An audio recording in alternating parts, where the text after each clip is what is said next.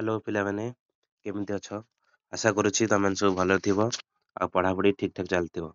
ଆସ ଆଜିଠାରୁ ଆମେ ହାଫ୍ ଇୟର୍ଲି ଏକ୍ଜାମିନେସନ୍ ପାଇଁ କିଛି ଇମ୍ପୋର୍ଟାଣ୍ଟ କୋଶ୍ଚିନ୍ ପ୍ରାକ୍ଟିସ୍ କରିବା, ଯାହାକି ତୁମ ପରୀକ୍ଷାରେ ଆସିବାର ସମ୍ଭାବନା ବହୁତ ଅଧିକ ଅଛି। ତେବେ ଚାଲ ଆଉ ଡେରି ନକରି ପ୍ରଥମ କୋଶ୍ଚିନ୍କୁ ଆଲୋଚନା କରିବା। ପ୍ରଥମ କୋଶ୍ଚିନ୍ଟି କହନ୍ତି ଦେଖ, ଗ୍ଲୁକୋଜ୍ ଆମ ଶରୀରରେ କୋଷଗୁଡ଼ିକ ମଧ୍ୟରେ ଥିବା ଅକ୍ସିଜେନ୍ ସହିତ ରାସାୟନିକ ପ୍ରତିକ୍ରିୟା କରିବା କେଉଁ ପ୍ରକାର ପ୍ରତିକ୍ରିୟା? ଏହା ତାପ ଶୋଷୀ, ନା ତାପ ଉତ୍ପାଦୀ, ନା ପ୍ରତ୍ୟାବର୍ତ୍ତୀ, ନା ଭୌତିକ?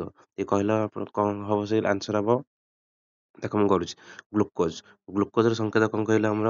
ଯେତେବେଳେ ଗ୍ଲୁକୋଜର ସଂକେତ ମନେ ରଖିବ ସେତେବେଳେ C6H12O6। ଗ୍ଲୁକୋଜର ସଂକେତ ଦେଖ ମୁଁ କରୁଛି, ଭାବରେ କରୁଛି। ଗ୍ଲୁକୋଜର ସଂକେତ କ'ଣ ଆମର? C6H12 ଆଉ O6। ସେ କାହା ସହିତ ପ୍ରତିକ୍ରିୟା କଲା? ନା ଅକ୍ସିଜେନ ସହିତ ପ୍ରତିକ୍ରିୟା କରୁଛି। କାହା ସହିତ ପ୍ରତିକ୍ରିୟା କରୁଛି? ଅକ୍ସିଜେନ। 6O2 ସହିତ ପ୍ରତିକ୍ରିୟା କରୁଛି। ତ ପ୍ରତିକ୍ରିୟା କଲା ପରେ ଆମର କ'ଣ ବାହାରୁଛି? ଏଇ ଯୋଉଠି ଆମର କ'ଣ ବାହାରୁଛି? ଏନର୍ଜି ବାହାରୁଛି। ତ ଯୋଉ ପ୍ରତିକ୍ରିୟା ଆମର ଏନର୍ଜି ବାହାରିବ, ତାହେଲେ 6CO2 ପ୍ଲସ୍ 6H2O। ତାହେଲେ ଏଠି ଆମର କ'ଣ ବାହାରିଲା? ତାପ ବାହାରିଲା। ତ ଯୋଉଠି ତାପ ବାହାରିବ, ଯୋଉ ପ୍ରତିକ୍ରିୟା ତାପ ବାହାରେ, ତାକୁ କ'ଣ କହନ୍ତି? ତାପ ଉତ୍ପାଦୀ ପ୍ରତିକ୍ରିୟା। ତେବେ ଆର ଆନ୍ସରଟି କ'ଣ ହବ?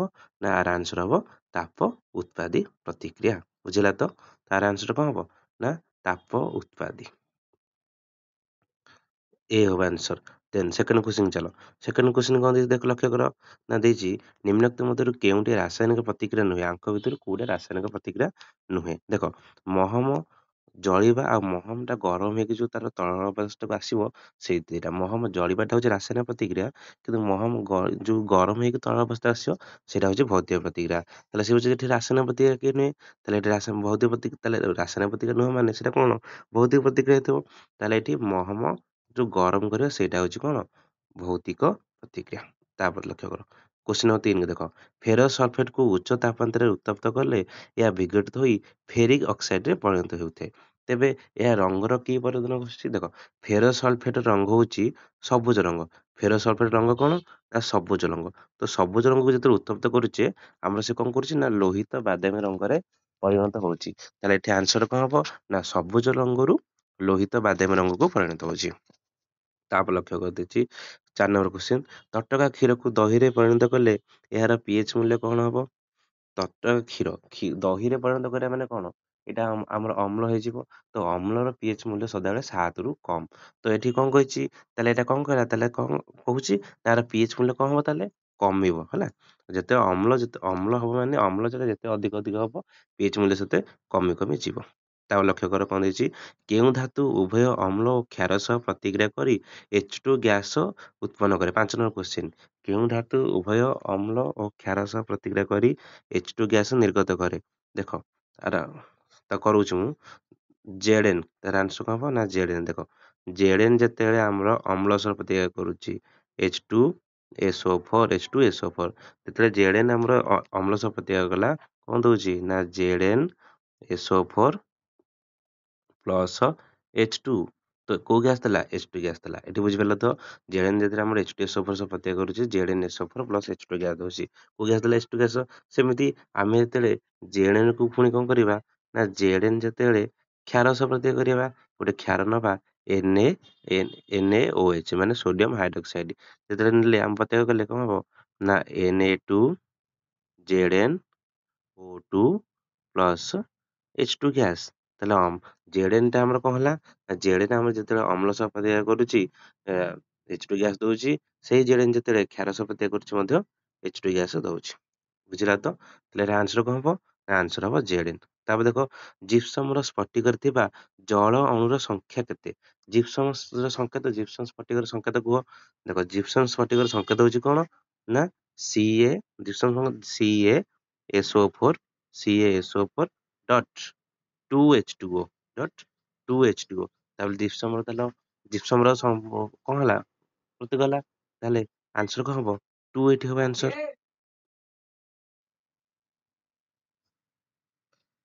ବୁଝିପାରିଲ ତ ଏଇଟା? ଦେଖ, ତାପରେ 7 ନମ୍ବର କ୍ୱେଶ୍ଚିନ୍ ଦେଖ। ସୀମିତ ପରିମାଣରେ ବାୟୁରେ କାର୍ବୋନେଟରେ ଧାତୁବିଣ୍ଡୁକୁ ଉତ୍ତପ୍ତ କରି ଅକ୍ସାଇଡ୍ ପରିଣତ କରିବାକୁ କ'ଣ କୁହାଯାଏ? ଆର ଆନ୍ସର ହବ କ'ଣ କହିଲ? କ୍ୟାଲସିନେସନ୍। ଏଇ ପଦ୍ଧତି କ'ଣ କହନ୍ତି କହିଲ? କ୍ୟାଲସିନେସନ୍ କହନ୍ତି। ଏଟା ମନେ ରଖିଦିଅ। ଆର ଆନ୍ସରଟା ହବ କ୍ୟାଲସିନେସନ୍। ଏ ପଦ୍ଧତି କଣ କୁହାହବ? ନା କାଲସିନେସନ କୁହାଯାଏ ହେଲା। ଦେନ୍ ତାପରେ କ୍ୱେଶ୍ଚିନ୍ ଲକ୍ଷ୍ୟ କର। ସେ କହିଛି ଦେଖ ଲକ୍ଷ୍ୟ କର କଣ ଦେଇଛି? ଦେଇଛି ଜଳ ସହ ପ୍ରତିକ୍ରିୟା ଦୃଷ୍ଟିରୁ ନିମ୍ନୋକ୍ତ କେଉଁ ଧାତୁ ଅନ୍ୟ ଧାତୁ ଠାରୁ ଭିନ୍ନ? ଜଳ ସହ ପ୍ରତିକ୍ରିୟା ଦୃଷ୍ଟିରୁ ଯୋଉ ଦେଇଛି ପିବି, ଏଜି, ସିୟୁ, ସିଏ ଆଙ୍କ ଭିତରୁ କିଏ ଭିନ୍ନ? ଆର ଆନ୍ସରଟି ମନେ ରଖ, ଆର ଆନ୍ସରଟି ହବ କ୍ୟାଲସିୟମ। ସିଏଟା ଅନ୍ୟ ଚାରିଟି ଠାରୁ। ତାପରେ କହୁଛି ନା କାର୍ବନ, ତାପରେ ଲେଖ କାର୍ବନ ବିଜାରଣ ପଦ୍ଧତିରେ ଧାତୁ ପିଣ୍ଡରୁ କେଉଁ ଧାତୁ ଦୁଇଟି ନିଷ୍କାସିତ କରାଯାଏ? କାର୍ବନ ବିଜାରଣ ପଦ୍ଧତିରେ ଆମର ଯୋଉ ଦୁଇଟି ଧାତୁ ବାହାରେ, ସେ ଦୁଇଟି ଧାତୁର ନାଁ ହଉଛି ଏଫି ଆଉ ସିୟୁ। ତା ଦୁଇଟି ଧାତୁର ନାଁ କଣ? ଏଫି ଆଣ୍ଡ ସିୟୁ। ମନେ ରଖ ଏଫି ଆଉ ସିୟୁ। ତାପରେ ଦେଖ ହଉଛି ଏଫି ଯେତେବେଳେ ଆମର H2 ସହିତ ପ୍ରତିକ୍ରିୟା କରୁଛି Fe3O4+H2 ବାହାରୁଛି। ଏଥିରେ ପଚାରୁଛି ଜାରିତ କିଏ ଆଉ ବିଜାରିତ କିଏ? ଦେଖ ଯେତେବେଳେ ଯିଏ ଅକ୍ସିଜେନ ସହିତ ଯିଏ ମିଶିବ ଆମେ ଜାଣିଛେ ଜାରିତ, ତ ଏଫିଟା କଣ ହଉଛି Fe3O4 ହଉଛି, ତ ଏଫି3ଟା ହଉଛି କଣ ହେଲା? ଜାରିତ ହେଲା। ଏଫି ଜାରିତ ହେଲା। ସେମିତି ୱାଟର ଟା କଣ ହଉଛି ନା H2O ଥିଲା, ଓ ଟାକୁ ହରଉଛି, ସେ ହରେଇକି H2O ରେ ପରିଣତ ହଉଛି, ତାହେଲେ H2 ଟା ହଉଛି ବିଜାରିତ। ତାହେଲେ ଏଫି ହଉଛି ଜାରିତ ଆଉ H2O ଟା ହଉଛି କଣ? ବିଜାରିତ। ଦେନ୍ ନେକ୍ସଟ କ୍ୱେଶ୍ଚିନ୍, ନିମ୍ନୋକ୍ତ ମଧ୍ୟରୁ କେଉଁଟି ଠିକ୍ ନୁହେଁ? ସେ କହୁଛି ଲିଟମସ୍ ଏକ ପ୍ରାକୃତିକ ସୂଚକ, ଏଇଟା ଠିକ୍ ଅଛି। ଲିଟମସ୍ ଟା ଗୋଟେ କଣ ଆମର ପ୍ରାକୃତିକ ସୂଚକ, ଠିକ୍ ଅଛି। ସେ କହୁଛି ମିଥାଇଲ ଅରେଞ୍ଜ ଏକ ପ୍ରାକୃତିକ ସୂଚକ। ଦେଖ ଏଠି ମିଥାଇଲ ଅରେଞ୍ଜ ଟା ହଉଛି ଆମର କଣ ସଂଶ୍ଲେଷିତ ସୂଚକ ହବା କଥା, କିନ୍ତୁ ସେ ଦେଇଛି ମିଥାଇଲ ଅରେଞ୍ଜ ଟା ଏକ ପ୍ରାକୃତିକ ସୂଚକ, ତେଣୁକରି ଏଇଟା ଏକ ଭୁଲ। ଦେଖ ହଳଦୀ ଏକ ପ୍ରାକୃତିକ ସୂଚକ, ଠିକ୍ ଅଛି। ଫିନଲ ପାଥିଲେନ ଏକ ସଂଶ୍ଲେଷିତ ସୂଚକ, ଠିକ୍ ଅଛି। କିନ୍ତୁ ମିଥାଇଲ ଅରେଞ୍ଜ ଟା କଣ ହବା କଥା? ସଂଶ୍ଲେଷିତ ସୂଚକ ହବା କଥା, ସେ କିନ୍ତୁ ସେ ଦେଇଛି ପ୍ରାଥମିକ ସୂଚକ, ତେଣୁକରି ଏଇଟା ହଉଛି ଆମର ଭୁଲ ଆନ୍ସର। ତାପରେ ମହୁମାଛି ଦଂଶନରେ ନିମ୍ନୋକ୍ତ ମଧ୍ୟରୁ କେଉଁ ଏସିଡ ଥାଏ? ମହୁମାଛି ଯୋଉ ଦଂଶନ କରୁଛି ସେଥିରେ କୋଉ ଏସିଡ ଥାଏ? ଆମର ମହୁମାଛି ଦଂଶନରେ କଣ ଥାଏ? Formic acid. ଫର୍ମିକ ଏସିଡ ତ ଅପସନ ନାହିଁ, ତାହେଲେ ମିଥାନୋଇକ ଏସିଡ। କଣ ହବ ତାହେଲେ? ମିଥାନୋଇକ ଏସିଡ। ନେକ୍ସଟ କ୍ୱେଶ୍ଚିନ୍ ଲକ୍ଷ୍ୟ କର, ନିମ୍ନୋକ୍ତ ମଧ୍ୟରୁ ମାର୍ବଲ କେଉଁଟିର ଏକ ଭିନ୍ନ ରୂପ? ଆଙ୍କ ଭିତରୁ ମାର୍ବଲର ଭିନ୍ନ ରୂପ କିଏ? ଆଙ୍କ ଭିତରୁ ମାର୍ବଲର ଭିନ୍ନ ରୂପ ହଉଛି CaCO3, କ୍ୟାଲସିୟମ କାର୍ବୋନେଟ। କିଏ? CaCO3 ହଉଛି ମାର୍ବଲର ଏକ ଭିନ୍ନ ରୂପ। ଦେନ୍ ନେକ୍ସଟ କ୍ୱେଶ୍ଚିନ୍ ଦେଖ, କେଉଁ ଉକ୍ତିଟି ଠିକ୍ ନୁହେଁ? ଆଙ୍କ ଭିତରୁ କେଉଁ ଉକ୍ତିଟା ଠିକ୍ ନୁହେଁ? ତମେ ଜାଣିଛ ଶରୀରର ପିଏଚ୍ ମୂଲ୍ୟ କେତେ? 7 ରୁ 7.8, ଏଇଟା ତ ଠିକ୍ ଅଛି। ଅମ୍ଳରସର ପିଏଚ୍ ମୂଲ୍ୟ 7.5 ରୁ 7.6 ରୁ ଅଧିକ, ଠିକ୍ ଅଛି। ଦାନ୍ତ କେୟର ପିଏଚ୍ ମୂଲ୍ୟ କେତେ? ନା 5.5 ରୁ କମ୍। ତାପରେ ଏଇ ଯୋଉ ଆଦର୍ଶ ମାଟିର ପିଏଚ୍ ମୂଲ୍ୟଟା, ଏଇଟା ହଉଛି ଆମର ଭୁଲ ଅଛି ହେଲା। ଆରେ ତାହେଲେ ଆନ୍ସର କଣ ହବ? ନା ଅପସନ ନମ୍ବର ଡି। ତାପରେ ସେ କଣ କହୁଛି ଦେଖ ଲକ୍ଷ୍ୟ କର, ସେ କହୁଛି ସମତଳ ଦର୍ପଣର ସୃଷ୍ଟି ପ୍ରତିବିମ୍ବ କ୍ଷେତ୍ରରେ କେଉଁ ଉକ୍ତିଟି ଭୁଲ? ଏଟା ଆମର ଯୋଉ ସମତଳ ଦର୍ପଣରେ ଯୋଉ ସୃଷ୍ଟି ହଉଥିବା ପ୍ରତିବିମ୍ବ ଗୁଡ଼ିକରୁ ଆଙ୍କ ଭିତରୁ କୋଉଟା? ଦେଖ ସମତଳ ଦର୍ପଣରେ ଯୋଉ ପ୍ରତିବିମ୍ବ ସୃଷ୍ଟି ହଉଛି, ସେ ପ୍ରତିବିମ୍ବର ସବୁ ଆକାର ପ୍ରକାର ବିଷୟରେ କହୁଛି ଶୁଣ। ପ୍ରତିବିମ୍ବ ସଳଖ ହବ, ଆଭାସୀ ହବ, ଠିକ୍ ଅଛି। ପ୍ରତିବିମ୍ବ ସଳଖ ହବ, ଆଭାସୀ ହବ। ପ୍ରତିବିମ୍ବ ଦର୍ପଣର ପଛପଟ ହବ ଓ ପାର୍ଶ୍ଵ ପରିବର୍ତ୍ତନ କରିବ। ମାନେ ପାର୍ଶ୍ଵ ପରିବର୍ତ୍ତନ ମାନେ କଣ? ନା ତମର ବାଁ ହାତଟା ଡାହାଣ ହାତ ଭଳିଆ ଦେଖାଯିବ, ଡାହାଣ ହାତ ବାଁ ହାତ ଭଳିଆ ଦେଖାଯିବ। ଦେନ୍ ନେକ୍ସଟ କ୍ୱେଶ୍ଚିନ୍ କଣ ଦଉଛି? ତାପରେ ସେ କହୁଛି ନା ଆମର ଦର୍ପଣ ଠାରୁ ବସ୍ତୁ ଓ ପ୍ରତିବିମ୍ବ ଦୂରତା ସମାନ ହବ, ଏଇଟା ଠିକ୍ ଅଛି। ଦର୍ପଣର ଦୂରତା, ଦର୍ପଣଠୁ ବସ୍ତୁ ଯେତିକି ଦୂରରେ ଥିବ ତାର ପ୍ରତିବିମ୍ବ ଦୂରତା ମଧ୍ୟ ସେତିକି ହବ। ତାପରେ କହୁଛି ପ୍ରତିବିମ୍ବ ପରିବର୍ଦ୍ଧନ ଘଟିବ, ମାନେ ପ୍ରତିବିମ୍ବର ହାଇଟ୍ ଟା ଆମର ମାନେ ବଢିବ। ତ ଏଇଟା ହଉଛି ଭୁଲ ଆନ୍ସର, ପ୍ରତିବିମ୍ବର ପରିବର୍ଦ୍ଧନ ଘଟେ ନାହିଁ। ଏଇଟା ହଉଛି କଣ? ଭୁଲ ଆନ୍ସର। ବୁଝିଲା ତ? ତାପରେ ଦେଖ, ତାପରେ କହିଛି ଅବତଳ ଦର୍ପଣରେ ବସ୍ତୁ F ଠାରେ ଥିଲାବେଳେ ତାର ପ୍ରତିବିମ୍ବର ଅବସ୍ଥାନ କେଉଁ ଉକ୍ତିଟି ଭୁଲ? ମାନେ ଆମର ଯେତେବେଳେ ଅବତଳ ଦର୍ପଣରେ ବସ୍ତୁ ଯେତେବେଳେ କୋଉଠି ଥିଲା, ନା ଆମର F ଠାରେ ଥିଲା। ଅବତଳ ଦର୍ପଣରେ ବସ୍ତୁ ଯେତେବେଳେ F ଠାରେ ରହୁଛି, ତ ତାର ପ୍ରତିବିମ୍ବ କେମିତି ଆସୁଛି ସେଇଟାକୁ ସେ ପଚାରିଛି। ବୁଝିଲା ତ? ଅବତଳ ଦର୍ପଣକୁ ଲକ୍ଷ୍ୟ କର, ତାହେଲେ ଯିବା ଚାଲ ଅବତଳ ଦର୍ପଣକୁ ଚିତ୍ର କରିବା। ଅବତଳ ଦର୍ପଣ ଚିତ୍ର କଲେ ବସ୍ତୁଟି ଯେତେବେଳେ F ଠାରେ ରହୁଛି, ବସ୍ତୁଟି କୋଉଠି ହଉଛି ନା F ଠାରେ ଯେତେବେଳେ ରହିବ, ତ ତାହାର କଣ ହଉଛି ଦେଖ। ଦେଖ ମୁଁ ତମକୁ କରୁଛି ଗୋଟେ ଅବତଳ ଦର୍ପଣ, ତମକୁ ଚିତ୍ର କରୁଛି, ଲକ୍ଷ୍ୟ କର। ଦେଖ ଏଇଟା ହଉଛି ଆମର ଅବତଳ ଦର୍ପଣ, ଏଇଟା ହଉଛି କଣ ପ୍ରମୁଖ ଅକ୍ଷ, ଏଇଟା ହଉଛି କଣ P ପୋଲ, ଏଇଟା ହଉଛି କଣ F ଫୋକାଲ ଲେନ୍ଥ, ଏଇଟା ହଉଛି କଣ C ସେଣ୍ଟର। ଦେନ୍ ଆମର ବସ୍ତୁଟି କୋଉଠି ଅଛି? ସେ କହିଛି ବସ୍ତୁଟା ଯେତେବେଳେ କଣ କହିଛି, ବସ୍ତୁଟା କୋଉଠି ଥିବ? ଫୋକସ ରେ ଥିବ, ମାନେ F ଠାରେ ଥିବ। ଏଇଠି ଯେତେବେଳେ ବସ୍ତୁଟା ଆମର ଅଛି, ଲକ୍ଷ୍ୟ କର ବସ୍ତୁ ଯେତେବେଳେ F ଠାରେ ଅଛି, ତ ସେତେବେଳେ କଣ ହବ? ନା ଗୋଟେ ରଶ୍ମି ଆମର ଏଇଠି ଗୋଟେ ବସ୍ତୁ ଅଛି, ଏଇଟା ବସ୍ତୁର ହେଡ୍ ଲକ୍ଷ୍ୟ କର, ଏଇଟା ତାର ଟେଲ୍। ଏଇଠି ବସ୍ତୁଟି ଯେତେବେଳେ ଆମର ପ୍ରମୁଖ ଅକ୍ଷ ସହିତ ସମାନ୍ତର ଭାବରେ ଗତି କରିବ ଗୋଟେ ରଶ୍ମିଟା, ସେ ସେତେବେଳେ କଣ ହବ ନା ଏମିତି ସେଇ ଫୋକସ୍ ଦେଇକି ଚାଲିଯିବ। ଦେନ୍ ତାପରେ କଣ କରିବା ନା ଆମର ସେଇ ବସ୍ତୁକୁ ଯଦି ଆମେ କଣ କରିବା, ଏଇ ସେଣ୍ଟର ଦେଇକି ଯେତେବେଳେ ଗତି କରିବା, କାହା ଦେଇକି ଗତି କରିବା, ଏଇ ସେଣ୍ଟରକୁ ଲକ୍ଷ୍ୟ କରି ଯେତେବେଳେ ଗତି କରିବା, ସେଣ୍ଟରକୁ ଲକ୍ଷ୍ୟ କରି ଗତି କଲେ କଣ ହବ, ସିଏ ସେଇ ସେଣ୍ଟର ଦେଇକି କଣ ହବ ବାହାରକୁ ଚାଲିଯିବ। ତ ଏମିତି ଗଲା ପରେ ଦେଖିବ ଏଇ ଯୋଉ ଦିଟା ପଏଣ୍ଟ ଲକ୍ଷ୍ୟ କରୁଛ, ଏଇ ଯୋଉ ଦିଟା ପଏଣ୍ଟ ଲକ୍ଷ୍ୟ କର, ଏ ଦିଟା ବହୁ ଅନନ୍ତ ଦୂରରେ ଯାଇକି ମିଶିବ। କୋଉଠି ମିଶିବ ନା ଅନନ୍ତ ଦୂରରେ ଯାଇକି ମିଶିବ। ତ ଏଠି ତାହେଲେ ଆମେ କଣ ଶିଖିଲା ସବୁ ଦେଖି କୁହ। ତାହେଲେ ଦେଖ ଆନ୍ସରଟା କରିଥିଲେ ପ୍ରତିବିମ୍ବ ଅନନ୍ତ ଦୂରରେ ହଉଛି ଠିକ ଅଛି। ଦେନ୍ ପ୍ରତିବିମ୍ବ ବାସ୍ତବ ଓଲଟା ହେଇଥିଲା ଠିକ ଥିଲା। ଦେନ୍ ପ୍ରତିବିମ୍ବ ବହୁ ବର୍ଦ୍ଧିତ ହଉଥିଲା ଠିକ ଅଛି, କିନ୍ତୁ ପ୍ରତିବିମ୍ବ ଆଭାସୀ ଆଭାସୀ ହବନି। ଆଭାସୀ ହେଲା ସେତେବେଳେ ଆମର ଦର୍ପଣର ପଛପଟେ ଯେତେବେଳେ ପ୍ରତିବିମ୍ବ ସୃଷ୍ଟି ହେଲା ସେଠି କଣ ହବ ଆଭାସୀ ହବ। ତାପରେ ଲକ୍ଷ୍ୟ କର, ସେ କହୁଛି କେଉଁ ଯୋଡ଼ା ସମ୍ପର୍କଟି ଭୁଲ, ଆଥିରୁ କିଏ ଭୁଲ। ଆୟତଘର କାଚ ସ୍ଲାବରେ କଣ ଥିଲା, ପାର୍ଶ୍ୱ ବିସ୍ତୀର୍ଣ୍ଣ ଥିଲା ଠିକ ଥିଲା। ପ୍ରିଜିମରେ ବିଚରଣ କୋଣ ଅଛି ଠିକ ଅଛି। ଘଞ୍ଚ ଜଙ୍ଗଲ ଦେଖିବ ଟିଣ୍ଡାଲ ସିଦ୍ଧାନ୍ତ ପଡିଥିବ, ସେଇଟା ବି ଠିକ ଅଛି, କିନ୍ତୁ ତୃତୀୟ ଦ୍ରବଣଟା ଟିଣ୍ଡାଲ ସିଦ୍ଧାନ୍ତ ହବନି। ତ ଏଇଟା ହଉଛି ତମର ଆନ୍ସର କଣ ଅଛି, ଭୁଲ ଅଛି। ତ ନିମ୍ନରୁ କେଉଁଠି ଭୁଲ, ତ ଅପସନ ଡିଟା ହଉଛି ଭୁଲ, ତୃତୀୟ ଦ୍ରବଣଟା ଟିଣ୍ଡାଲ ସିଦ୍ଧାନ୍ତ ହବ ନାହିଁ। ତାପରେ ଲକ୍ଷ୍ୟ କର, ଦେଇଛି ସମୀପ ଦୃଷ୍ଟି ଦୋଷ ଦୂର କରିବା ପାଇଁ କେଉଁ ଲେନ୍ସ ଚଷମା ବ୍ୟବହାର କରିବା। ଆମର ଗୋଟେ ଅଛି ଦୂର ଦୃଷ୍ଟି ଦୋଷ, ଆଉ ଗୋଟେ ଅଛି ସମୀପ ଦୃଷ୍ଟି ଦୋଷ। ସମୀପ ଦୃଷ୍ଟି ଦୋଷ କହିଲେ କଣ ବୁଝୁଛି, ସମୀପ ଦୃଷ୍ଟି ଦୋଷ କହିଲେ ଆମ ପାଖ ବସ୍ତୁ ଠିକ ସେ ଦେଖା ଯାଉଥିବ, ଦୂର ବସ୍ତୁ ଦେଖା ଯାଉଥିବ। ତ ସମୀପ ଦୃଷ୍ଟି ଦୋଷ ହେଇଥିଲେ ଆମେ କଣ ବ୍ୟବହାର କରିବା ନା ଆବଶ୍ୟକ ପାୱାର ବିଶିଷ୍ଟ ଅବତଳ ଦର୍ପଣ ବ୍ୟବହାର କରିବା। ସମୀପ ଦୃଷ୍ଟି ଦୋଷ ହେଲେ ତମେ କଣ ବ୍ୟବହାର କରିବ, ଅବତଳ ଦର୍ପଣ ବ୍ୟବହାର କରିବ। ଦୂର ଦୃଷ୍ଟି ଦୋଷ ହେଲେ କଣ କରିବ, ଉତ୍ତଳ ଦର୍ପଣ ବ୍ୟବହାର କରିବ। ଏଠି ସମୀପ ଦୃଷ୍ଟି ଦୋଷ କହିଛି, ସମୀପ ମାନେ ପାଖ ବସ୍ତୁ ଦେଖା ଯାଉଥିବ, ଦୂର ବସ୍ତୁ ଦେଖା ଯାଉଥିବ, ଆକୁ କହନ୍ତି ସମୀପ ଦୃଷ୍ଟି ଦୋଷ। ଦୂର ଦୃଷ୍ଟି ଦୋଷ କାହାକୁ କହିବା, ତମକୁ ଦୂର ବସ୍ତୁ ଦେଖାଯାଉଥିବ କିନ୍ତୁ ପାଖ ବସ୍ତୁ ଦେଖା ଯାଉଥିବ। ତ ସମୀପ ଦୃଷ୍ଟି ଦୋଷ ହେଇଥିଲେ ତମେ ଅବତଳ ଦର୍ପଣ ବ୍ୟବହାର କରିବ, ଆବଶ୍ୟକ ପାୱାରରେ ଅବତଳ ଦର୍ପଣ ବ୍ୟବହାର କରିବ। ଆଉ ଦୂର ଦୃଷ୍ଟି ଦୋଷ ଥିଲେ ତମେ ସେମିତି ଆବଶ୍ୟକ ପାୱାରରେ ଉତ୍ତଳ ଦର୍ପଣ ବ୍ୟବହାର କରିବ। ବୁଝିଲା। ନେକ୍ସଟ କ୍ୱେଶ୍ଚିନ୍, ଏକ ଉତ୍ତଳ ଲେନ୍ସର ଫୋକସର ଦୂରତା 10 ସେଣ୍ଟିମିଟର ବସ୍ତୁକୁ କେଉଁଠାରେ ରଖିଲେ ବସ୍ତୁଟି ଓଲଟା ଓ ବସ୍ତୁର ଆକାର ସହ ସମାନ ଆକାରର ପ୍ରତିବିମ୍ବ ଗଠନ ହବ। ଆମର କିଛି ଉତ୍ତଳ ଲେନ୍ସରେ କହିଛି, ଦେଖ ଉତ୍ତଳ ଲେନ୍ସରେ ଆମେ ଯେତେବେଳେ ଦେଖିବ, ତମେ ଏତେ ଲକ୍ଷ୍ୟ କର ହଉଛି ଉତ୍ତଳ ଲେନ୍ସରେ ବସ୍ତୁଟି କଣ କହିଛି ନା ବସ୍ତୁଟି କୋଉଠି ରଖିବା। ଉତ୍ତଳ ଲେନ୍ସ ଚିତ୍ର ଗୋଟେ ଅଙ୍କନ କର ଫାଷ୍ଟ। ଉତ୍ତଳ ଲେନ୍ସ ଚିତ୍ର ଅଙ୍କନ କର, ଏଇଟା ହଉଛି ଆମର ଉତ୍ତଳ ଲେନ୍ସ, ଏଇଟା ହଉଛି କଣ ଓ ସେଣ୍ଟର, ମାନେ ଏଇଟାକୁ ଓ କହନ୍ତି, ଏଇଟାକୁ F1 କହନ୍ତି, ଏଇଟାକୁ କଣ କହନ୍ତି ନା 2F1 କହନ୍ତି। ବୁଝିଲା ତ, ଏଟାକୁ F1 ଏଟାକୁ 2F1। ତ ସେ କହୁଛି ବସ୍ତୁକୁ ଯଦି ଆମେ କଣ ବସ୍ତୁ ଏଇଠୁ ଏତିକିର ଦୂରତା କେତେ 10 ସେଣ୍ଟିମିଟର। ତ ଆମେ କହୁଛେ ବସ୍ତୁକୁ କୋଉଠି ରଖିଲେ ତ ବସ୍ତୁର ଦୂରତା ଆଉ ତାର ପ୍ରତିବିମ୍ବ ଯୋଉ ଦୂରତାଟା କଣ ହବ ସମାନ ହବ। ଦେଖ ଏଇଟା F1, ଏଇଟା ହଉଛି ଆମର କଣ କହନ୍ତି F2 କହନ୍ତି, ଏଇଟା କଣ କହନ୍ତି 2F2 କହନ୍ତି। ତ ଏଠି ଯେତେବେଳେ ଆମର ପ୍ରତିବିମ୍ବ ସୃଷ୍ଟି ହବ, ତ ବସ୍ତୁ କୋଉଠି ଦେଖ ଆମର ଦର୍ପଣରେ ବସ୍ତୁ ପ୍ରତିବିମ୍ବ କୋଉଠି ହବ ନା ସେଣ୍ଟର ଠାରେ ହେଲେ ସି ଠାରେ ଯଦି ସୃଷ୍ଟି ହବ ପ୍ରତିବିମ୍ବ, ତାର ବସ୍ତୁର ଉଚ୍ଚତା ପ୍ରତିବିମ୍ବ ଉଚ୍ଚତା ସହିତ ସମାନ ହେବ। କିନ୍ତୁ ଆମର ଲେନ୍ସରେ କଣ ନା ଲେନ୍ସ ରହୁଛି F2, ଲେନ୍ସ ରହୁଛି କଣ F2 ଠାରେ ଯେତେବେଳେ ସୃଷ୍ଟି ହବ, ତାହେଲେ ବସ୍ତୁର ଉଚ୍ଚତା ଆଉ ବସ୍ତୁର ଦୈର୍ଘ୍ୟ ଆଉ ପ୍ରତିବିମ୍ବର ଦୈର୍ଘ୍ୟ ସବୁ ସମାନ ହବ।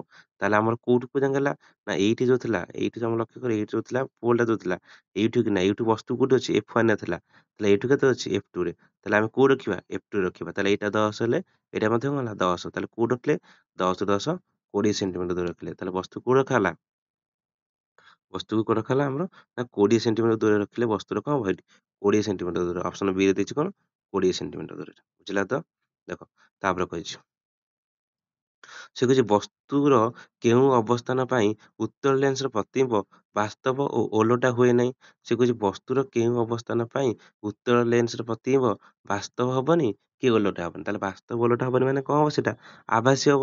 ତାହେଲେ ଆଭାସୀ ହବା ପାଇଁ କଣ କହିଥିଲି ତମକୁ, ଆଭାସୀ ହବା ପାଇଁ ସଦାବେଳେ ଦେଖିବ ବସ୍ତୁଟା କୋଉଠି ଥିବ ନା F1 ଆଉ O ଭିତରେ ଥିବ। କାହା ଭିତରେ ଥିବ F1 ଆଉ O ଭିତରେ। ଏଇଟା ଲେନ୍ସ କଥା କହିଥିଲି। ଯଦି ଦର୍ପଣ କହିଥାନ୍ତା, ଦର୍ପଣ ତାହେଲେ କୋଉଠି ଥାନ୍ତା ଅବତଳ ଦର୍ପଣରେ, ସେମିତି P ଆଉ କଣ କୋଉଠି ଥାନ୍ତା, P ଥାନ୍ତା ମାନେ କଣ ପୋଲ ପାଖରେ ଥାନ୍ତା, ଆଉ F ପାଖରେ ଥାନ୍ତା। ଦର୍ପଣରେ P ଆଉ F ମଧ୍ୟରେ, ଆଉ ଲେନ୍ସରେ O ଆଉ F1 ମଧ୍ୟରେ। ତାପରେ ଉତ୍ତର ଲେନ୍ସ କାହା ମଧ୍ୟ ଦେଇ ଗତି କରି ପ୍ରତିଶୋଧ ରଶ୍ମି ପ୍ରମୁଖ ଅକ୍ଷ ସହ ସମାନ୍ତର ଭାବରେ ଗତି କରିବ। ସେ କହୁଛି ଉତ୍ତର ଲେନ୍ସରେ ରଶ୍ମିଟା କାହା ମଧ୍ୟ ଦେଇ ଗତି କଲେ ଆମର କଣ କହିଲେ ଦେଖ ଉତ୍ତର ଲେନ୍ସରେ ବସ୍ତୁଟି ଆମର କହୁଛି ଉତ୍ତର ଲେନ୍ସରେ କାହା ମଧ୍ୟ ଦେଇ ଗତି କରି ପ୍ରତିଶତ ରଶ୍ମି ପ୍ରମୁଖ ଅକ୍ଷ ସହ ସମାନ୍ତର ଭାବରେ ଗତି କରିବ। ତାହେଲେ କାହା ମଧ୍ୟ ଦେଇ ଲକ୍ଷ୍ୟ କର ଦେଖ ଚିତ୍ରଟା ଏଇଠି ତମର କରିଦଉଛି। ଆମର କଣ ଦେଇଛି ଗୋଟେ ଉତ୍ତର ଲେନ୍ସ ଅଙ୍କନ କର। ଏଇଠି ଗୋଟେ ଉତ୍ତର ଲେନ୍ସ ଅଙ୍କନ କରୁଛି। ଦେଖ ଏଇଟା ହଉଛି ପ୍ରମୁଖ ଅକ୍ଷ, ଏଇଟା ହଉଛି ଆମର ଏଇଟା ହଉଛି କଣ ଓ, ତାପରେ ଏଠି ଲକ୍ଷ୍ୟ କର ଏଇଟା ହଉଛି ଆମର କଣ F1 ତା କହନ୍ତି, ଏଇଟା କଣ କହନ୍ତି F2 ବୋଲି କହନ୍ତି। ସେଥିରେ ଆମର କଣ କଲି ନା ସେ କହୁଛି ଉତ୍ତର ରଶ୍ମି ଉତ୍ତର ଲେନ୍ସରେ କାହା ରଶ୍ମି ଦେଇକି ଯିବ। ତାପରେ ଲକ୍ଷ୍ୟ କର ମୁଁ ଯେତେବେଳେ ଏଇ ଫୋକସ ଦେଇକି ଯେତେବେଳେ ବସ୍ତୁ ଗତି କରୁଛି, ଏଇ ଫୋକସ ଦେଇକି ଗତି କରୁଛି, ଫୋକସ ଦେଇକି ଗତି କଲା ପରେ କଣ ହଉଛି ନା ସିଏ ଆମର ଏମିତି ଯାଉଛି ପ୍ରମୁଖ ଅକ୍ଷ ସହିତ ସମାନ୍ତର ଭାବରେ ଯାଉଛି। ତାହେଲେ ଆନ୍ସର କଣ ହେଲା ଫୋକସ ଦେଇକି ହେଲା। ଯେତେବେଳେ ରଶ୍ମିକୁ ଆମେ ଉତ୍ତର ଲେନ୍ସ ଯେତେବେଳେ ରଶ୍ମିକୁ ଫୋକସ ଦେଇ ଗତି କରିବା, ତେବେ ସେଇଟା କଣ ଯିବ ନା ପ୍ରମୁଖ ଅକ୍ଷ ସହିତ ସମାନ୍ତର ଭାବରେ ଗତି କରିବ। ତାହେଲେ ଆନ୍ସର କଣ ହବ ନା ଫୋକସ। ଆନ୍ସର କଣ ହବ ଫୋକସ ଦବ। ଦେଖ ତାପରେ ଲକ୍ଷ୍ୟ କର ବାୟୁରେ ଥିବା ସ୍ୱଚ୍ଛ କାଚ ପ୍ରିଜିମ ଦ୍ୱାରା ଧଳା ଆଲୋକର ପଙ୍କନ ଯୋଗୁଁ ସୃଷ୍ଟି ବର୍ଣ୍ଣାଳୀର କେଉଁ ରଙ୍ଗର ଆଲୋକ ପାଇଁ ଉକ୍ତ କାଚର ପ୍ରତିସରାଙ୍କ ସବୁଥିକି ଅଧିକ। ଦେଖ ସବୁତିକିର ପ୍ରତିସରାଙ୍କ ଅଧିକ ସବୁଠୁ ହଉଛି କାହାର ନା ଲାଲ। ଆମର ଯୋଉ ଥିଲା VIBGYOR, ଏଇଟା ହଉଛି V V I B G Y O R. ଏଇ ଆର୍ ମାନେ କଣ ରେଡ୍, ରେଡ୍ ର ସବୁଠୁ ପ୍ରତିସରାଙ୍କ ଅଧିକ। ଆଉ ଭି ମାନେ କଣ ଭାয়োଲେଟ୍, ଭାয়োଲେଟ୍ ର ସବୁଠୁ ପ୍ରତିସରାଙ୍କ କମ୍।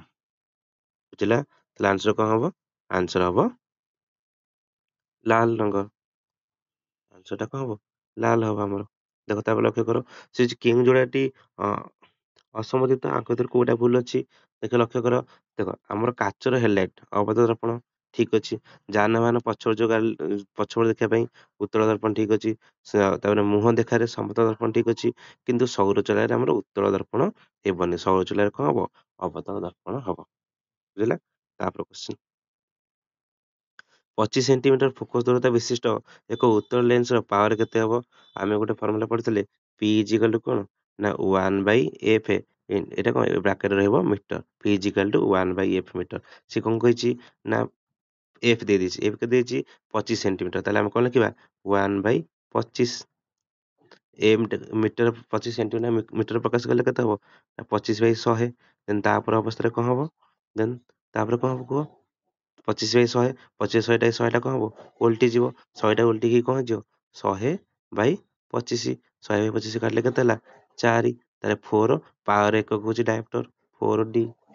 ବୁଝିଲା ତ, ପାୱାର ଏକକ କଣ ଡାଇପ୍ଟର। ତାହେଲେ ଆନ୍ସର କଣ ହେଲା 4D। ବୁଝିଲା ତ, ଏଟା ଆନ୍ସର ହଉଛି 4D। ସେମିତି ଲାଷ୍ଟ କ୍ୱେଶ୍ଚନ ନିମ୍ନତ କେଉଁ ଯୋଡ଼ାରେ ବସ୍ତୁର ଦୂରତା ଓ ପ୍ରତିବିମ୍ବର ଦୂରତା ସମାନ ହୋଇପାରେ। କହିଲେ କି ବସ୍ତୁର ଦୂରତା ଆଉ ପ୍ରତିବିମ୍ବର ଦୂରତା ସମାନ ହବ। ଆମର ମନେ ରଖିବ ସଦାବେଳେ ଅବତଳ ଦର୍ପଣ ଆଉ ଉତ୍ତଳ ଲେନ୍ସ, ଏଇଟା ମନେ ରଖ। ଯେ ଆନ୍ସର ଦେଖିବ ଅବତଳ ଦର୍ପଣ ଆଉ ଉତ୍ତଳ ଲେନ୍ସ ହେଲା।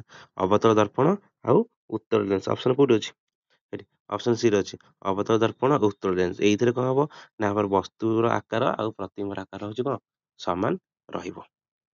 ତ ଆଜି 25ଟି କ୍ୱେଶ୍ଚିନ୍ ଆଲୋଚନା କଲେ, ତ ନେକ୍ସଟ କ୍ଲାସରେ ଆଉ 25ଟି କ୍ୱେଶ୍ଚିନ୍ ଜୀବ ବିଜ୍ଞାନ ଆଲୋଚନା କରିବା। ଯେତିକି କ୍ୱେଶ୍ଚିନ୍ ଆମେ ଆଲୋଚନା କଲେ ଆକୁ ରିଭାଇଜ କରିଦିଅ, ତ ଆକୁ ତମର ହାଫ ଇୟରଲି ପରୀକ୍ଷାରେ ଆର କ୍ୱେଶ୍ଚିନ୍ ଆସିବାର ସମ୍ଭାବନା ଅଛି। ଆଉ ଭିଡ଼ିଓଟି ଭଲ ଲାଗିଥିଲେ ଚ୍ୟାନେଲକୁ ସବସ୍କ୍ରାଇବ କରିଦବ, ଆଉ ସାଙ୍ଗମାନଙ୍କ ପାଖକୁ ଭିଡ଼ିଓଟିକୁ ସେୟାର କରିଦିଅ। ରହୁଛି, ଜୟ ଜଗନ୍ନାଥ।